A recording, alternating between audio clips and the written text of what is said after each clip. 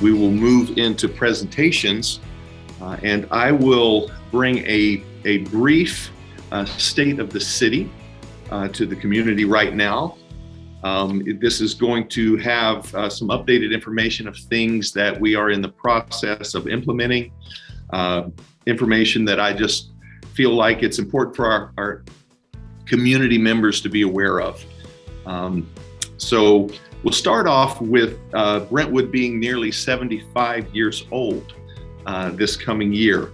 It was incorporated in 1948, and the 75th anniversary will be January 2023. At this time, in January 2022, we have a population of 64,032 people. The median household income is $115,167. The city itself has a AA plus credit rating, a $315 million overall budget, and a $72 million general fund budget.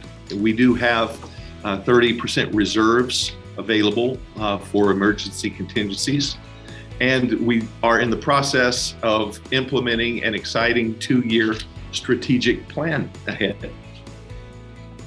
Also, for the first time since implementing the districts, District 2 and 4 of the city, the representatives for City Council, those seats will be up for election this year. District 2 and District 4 are both on the east side of the city of Brentwood, and I highly encourage anyone that would like to run for City Council to do so. It is open to everyone to come to the city. We have a wonderful city clerk, Margaret, who will be able to help you. Don't feel intimidated if you don't know what the process is.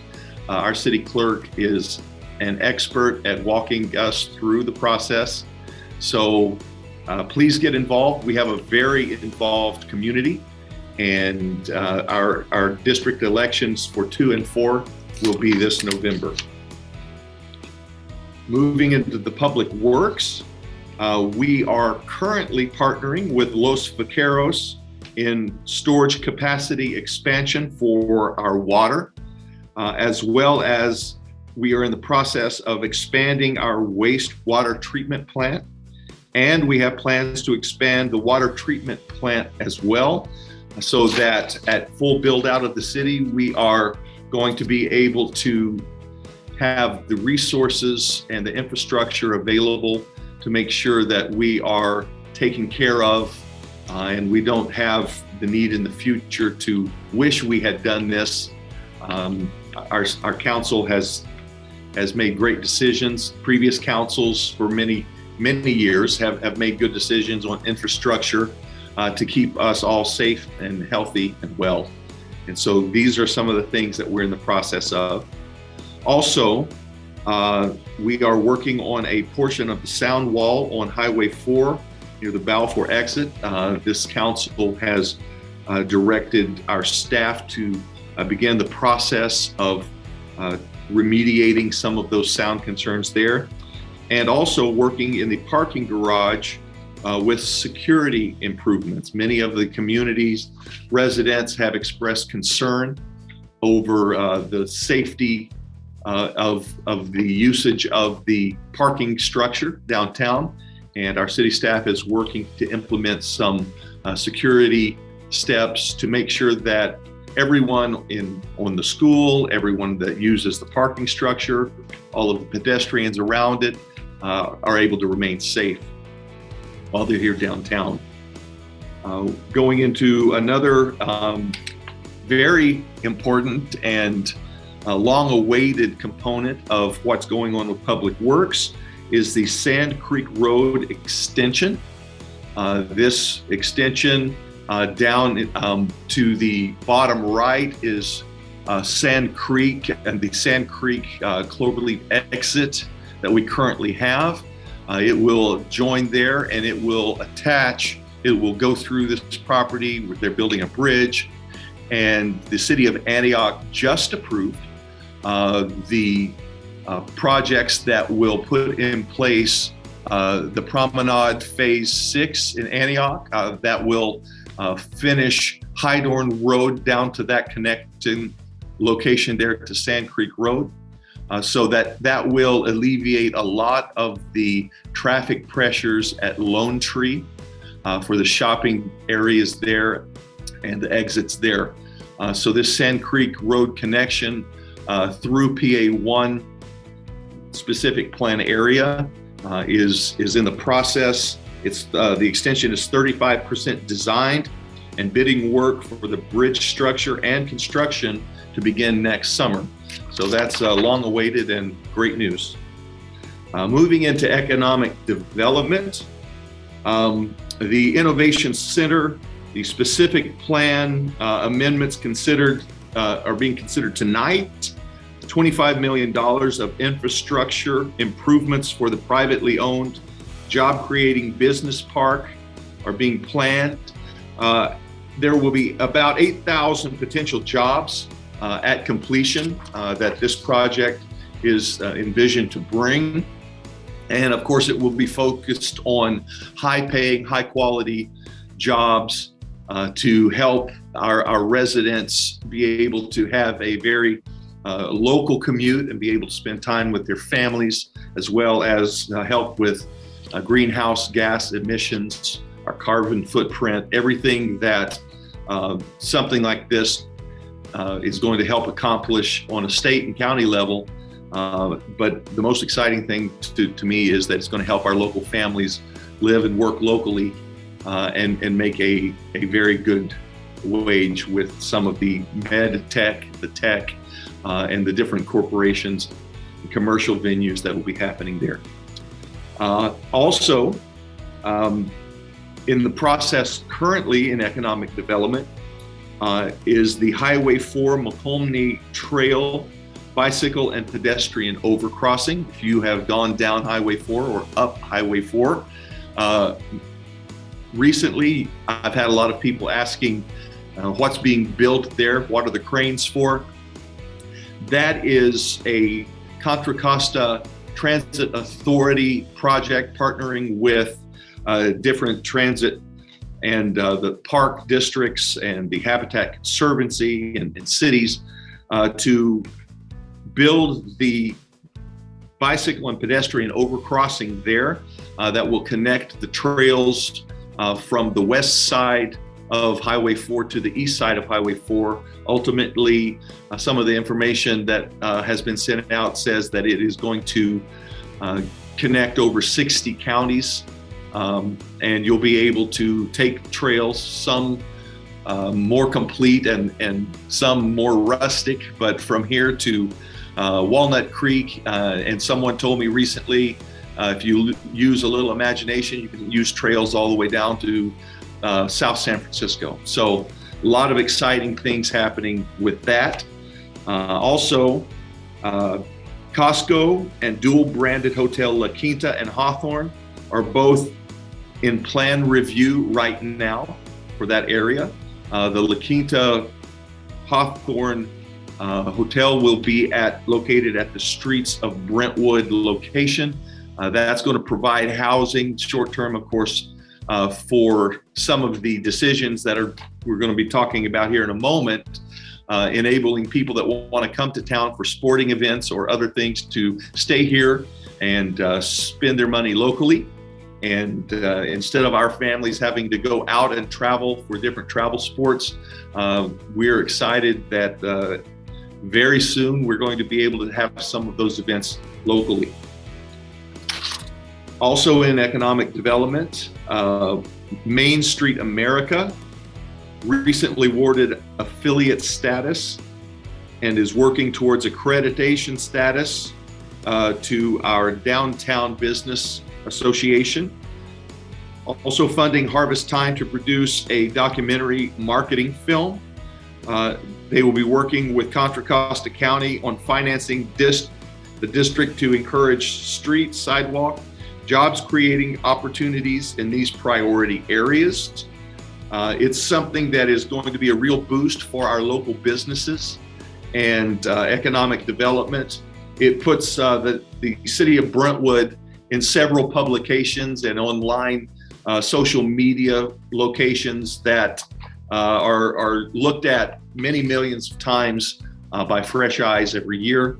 And so this is a great step in the direction of bringing more commerce and outside dollars into the city of Brentwood, and allowing our local families also to enjoy some of the amenities that this is going to open up for a downtown business coalition.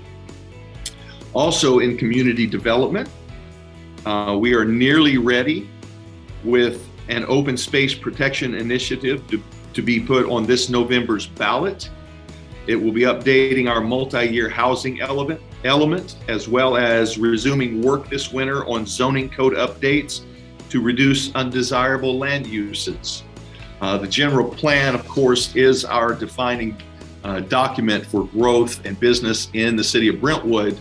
But in the name of that document, general, it is to denote that we understand at the point in time a general plan is made, the community comes together with our staff and those that work on this, and we try to do our best to envision what the future is going to look like. But inevitably, there are some unknown and unexpected changes that we come into contact with, and the general plan is designed to be adjustable, be able to tweak to best accommodate what reality is when it shows up in the future. At the same time, it is a solid foundation so that we understand and know what the city and the community, the direction it's going to be going, and what our community wants it to look like. And so we're making those changes to adjust for some of the changes in technology, as well as opportunities that are new that weren't envisioned at the time, as far as businesses, commercial businesses as well. Moving into police services. The police department has really been upping their department outreach efforts. They've been doing an outstanding job. Some of the areas that they provide interaction and connection with the community is with a community emergency response team. They have training for our residents that help them understand what the circumstances are in our community as far as our police work, first responders, as well as what our community members are able to do. First aid training, first response training, different things like that as a resident you can be a part of. They've also been doing car shows downtown. They have a kids bike rodeo. And I will just tell you, that I have no doubt that there are plenty of our kids with bikes that are skilled enough to ride in a bike rodeo. Unfortunately, some of them have been riding dangerously in groups into traffic, but their skills are definitely impressive. So the police department is giving them an opportunity to maybe in a more secure and safe environment show off and practice their bicycle riding skills, which I highly encourage. And just as a parent in our community, I would also encourage our parents to make sure that you talk to your bicycle riding age young people, encourage them to be safe. We don't want to see a tragedy because most of us, when we were young, thought we were invincible until we realized we weren't because of some sort of injury. So if you could come together as a community and help us with that, so our police department doesn't have to make a notification that none of us want to see. Also, there is the Brentwood Police Activities League that works with our students and our young people to give them opportunities to be involved with groups of people that they may not commonly hang around in the groups that they go to school with. If you want to make a community a better place, then you provide an opportunity for our young people and our families to spend time with other people from different backgrounds, cultures, that bring some of the beauty and the strengths of each of the cultures together. And the more that we spend time around people that are different than we are, the more we realize that we have so much more in common than that there are differences. And we get to learn to appreciate on a very personal level the strengths of those differences. And so the Police Activities League is a great opportunity for our young people to come together after school and work, supervised by our police department and volunteers. Councilperson Rary is our liaison to the Police Activities League, and they do lots of different functions, fundraisers, and things to help our young people. And we have a great community full of wonderful young people, and this is just another resource for us to take advantage of that the police department puts on. Also a Citizens Police Academy, as well as regularly scheduled coffee with cops, where they'll go to a coffee location here in town and make themselves available for conversations.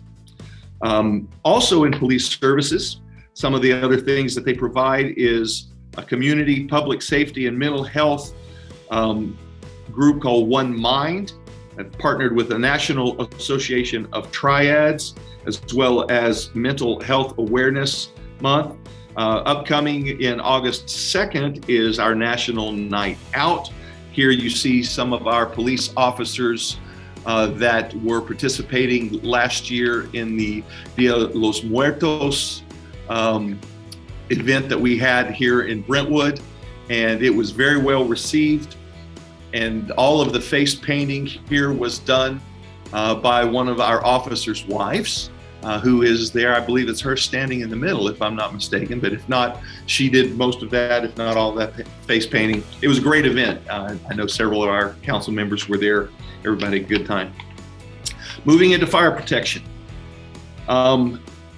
There's been several things that have happened in our fire protecting services. There is a new development annex into fire CFDs that council voted for in 2021. Also updated developer fire impact fees in 2021, as well as East Contra Costa Fire Protection District receiving Measure X funding in 2021. Our city and our city council were very big supporters of that. Also, Supervisor Diane Burgess was the chair at the time, and she helped to enable Measure X funding to be applied to East Contra Costa County. Also, Oakley opened station number 55 on June 1st, 2022. Station number 55 is going to be able to provide now additional resources and advanced life support to our community. That means a paramedic that shows up with the engine. Also, fire district consolidation happened on July 1st of 2022.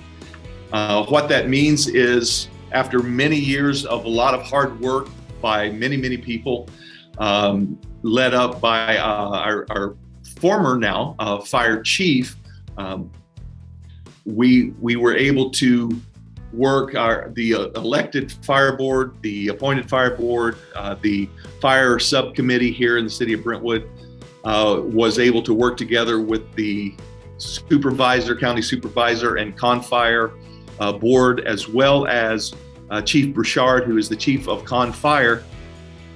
And on June 1st, or July 1st, they turned over, East Contra Costa Fire turned over the Fire Protection Authority of this area to the ConFire, and it is now a consolidated fire protection service.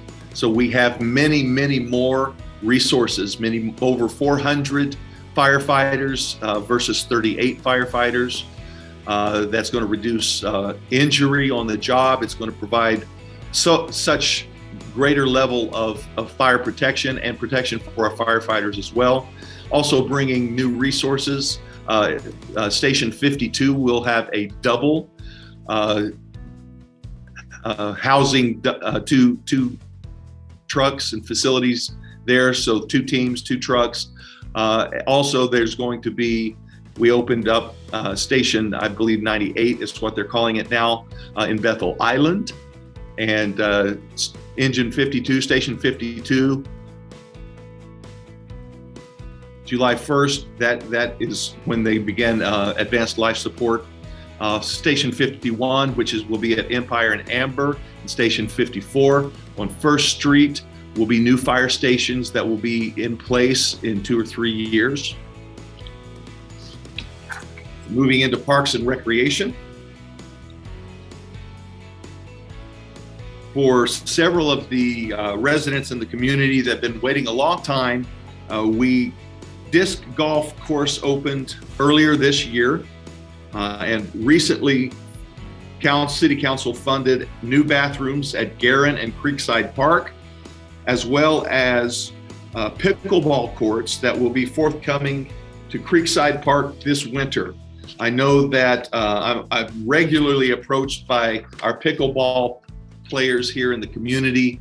They're going to be very, very happy to know that their desire to have pickleball courts, upgraded professional courts there, they'll be in place this winter. Also on our Parks and Recreation department, the Deer Ridge landscape improvements construction are underway, and they're funded by the LLAD. So we'll be seeing the areas that are highlighted here. Those are the areas that are going to be improved in the Deer Ridge community. And I do want to thank our residents there for voicing their concerns and being a part of the solution in this process. It was a lengthy one, but in the end, we were able to accomplish something that was a concern to everyone. In Parks and Recreation also, we are going to be seeing new public art being shown around the community. This art is paid by developers' fees, a fee that is charged for every house that has been built in the city of Brentwood to the developer. Includes 2 more projects coming this fall and winter. The first is Fields of Time, which will be along the west side of the police department station on Brentwood Boulevard. And on the other, will be on Sand Creek near Highway 4. I'm not sure how many years ago, 1 or 2 years ago, in the discussion of this, we had the artist come to council, and he described his vision for this was to emulate a modern take on Mount Diablo and the sunsets and things. I'm looking forward to seeing that. Council, at the concern of some of the residents, chose to work with our Arts Commission to move the location of this to a more appropriate location, which is out on Sand Creek. So you'll see that coming.